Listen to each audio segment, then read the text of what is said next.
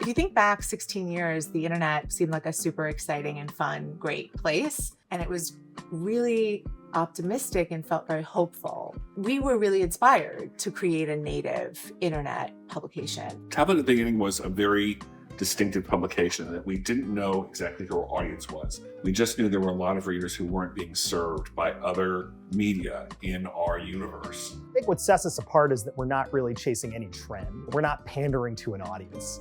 We're small, we're nimble. I've worked at these massive places where we're chasing some audience of millions of people that we just kind of dreamed up in our own heads. Tablet is not like that. We were remarkably successful at finding people who were not reading other publications because they just weren't satisfied with them. Tablet evolved like a lot of other publications over the last 15 years, which is to say almost no strategy or rhyme or reason. We were all on this chaotic, big ocean getting pulled and pushed by the waves of it. Digital media has enormous capabilities beyond any other media that journalism has ever been transmitted through, but it has limitations. I'm sick of my phone. I'm sick of looking at it. I'm sick of the screens. I want to touch something. I want to actually remember what I've read. I think it's still a different experience holding something in your hand, and it does have this fixed linear narrative from front to back or back to front, however you want to read it. And so there's an editor's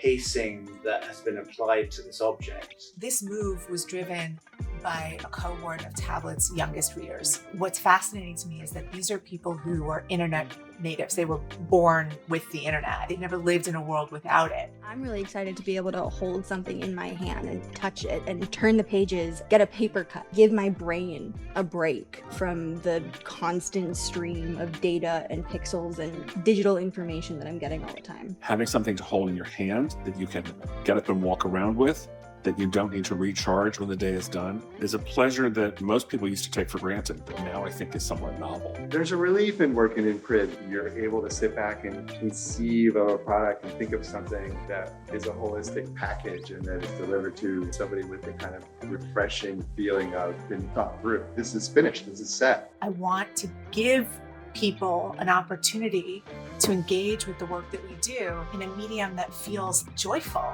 Screens have become oppressive and omnipresent. I want my eye to fall on something beautiful and smart and engaging.